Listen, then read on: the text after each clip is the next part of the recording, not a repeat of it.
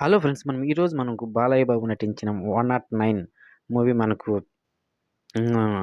'డాగు మహారాజ్' ఆ మూవీ పేరుంటేనే ఇదేందో కొత్తగా ఉంది కదరా! అని చాలా మందికి కూడా అనిపించి ఉంటుంది. ఎందుకంటావా టైటిల్ అనేది చాలా వెరైటీగా వింతగా ఉంది. ఈ 'డాకు మహారాజ్' అని ఉందికి ఇదేదో ఏదో మన బాగుందా? ఈ సినిమా ఏమన్నా అన్నా అని కూడా అనుకున్న పేరు వింటేనే ఏదో కొత్తగా ఉంది. అంటుంటే టీజర్ చూసాక మరీ వేరే లెవెల్‌లో ఉందనుకోండి.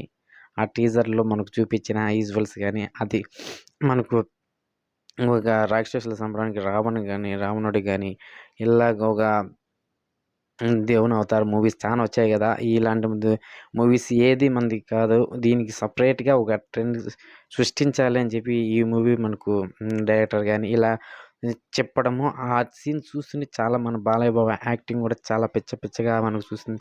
బాలయ్య బాబు ఎందుకు మన సంక్రాంతి సీజన్‌లోనే ఎక్కువగా వస్తుంటారని చాలామంది గూడా అనుకుంటున్నారు. సంక్రాంతి అనేది కలిసొచ్చిన మనకు బాలయ్య బాబుకు ఎప్పుడైనా గూడా సంక్రాంతికి వచ్చారంటే తప్పకుండా ఏ మూవీ అయినా గూడా ప్రేక్షకులనేది చాలా ఆదరిస్తారోళ్ళు.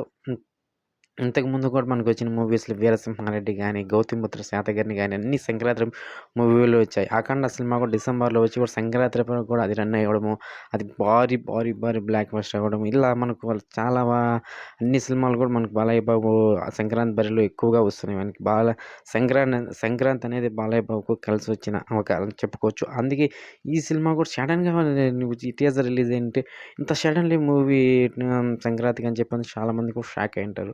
ఈ సినిమా ఇంత తొందరలో రిలీజ్ చేయడానికి కారణం ఏంటి? అంటే సంక్రాంతి అనేది మనకు బాలయ్య బాబుకి అది కలిసొచ్చింది కాబట్టి, ఆ మూవీని చాలా తొందరగానే మన ముందుకు తీసుకురావడం జరుగుతుంది.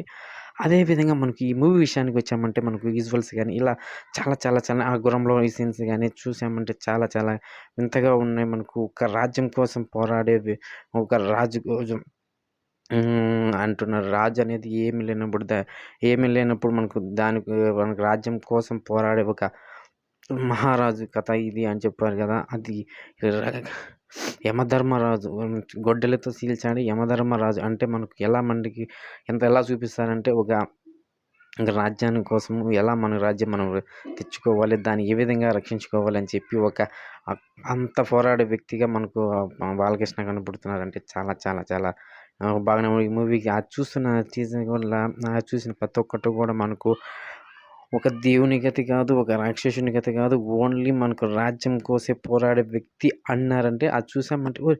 చాలా మూవీస్ కూడా వచ్చాయి. మనం దీనికి దేవుని కథలు గాని, రాక్షసుల కథ గాని ఇలా మనకు పౌరాణిక చిత్రాలు కూడా చానా వచ్చాయి. దీంట్లో చెప్పిన టీజర్‌లో చెప్పిన విధంగా ఈ చాలా కొత్తగా ఉందని చెప్పుకుని చాలామంది కూడా ప్రేక్షకులు కూడా అంటున్నారు. అదే విధంగా ఈ మూవీలో మనకు నెక్స్ట్ టీజర్ వచ్చిందాక కూడా ఇప్పటికే మూవీ మీద హైప్ అనేది చాలా ఎక్కువగా ఉన్నది. ఇంకా వచ్చే టీజర్‌లో కూడా ఏ విధంగా ఉన్నది. నెక్స్ట్ సాంగ్స్ గాని ఇలా పౌరాణిక చిత్రంలో చాలా వరకు కూడా మనకు బాలకృష్ణ మూవీస్ అనేది చాలా వరకు కూడా హిట్ అయినాయి. ఈ మూవీ కూడా దాంట్లో లిస్ట్‌లో చేరుతుంది తప్పకుండా అందరూ కూడా ఎక్స్‌పెక్ట్ చేస్తున్నారు. నేను కూడా 100% కూడా ఈ మూవీ అనేది బిగ్గెస్ట్ బ్లాక్ బస్టర్ అనేదే అవుతుంది. ఇలాంటి మరిన్ని ఇన్ఫర్మేషన్ కావాలంటే మన ఛానల్ తప్పకుండా సబ్స్క్రైబ్ చేయండి. చిన్నబ్బాయి అఫీషియల్ ఛానల్.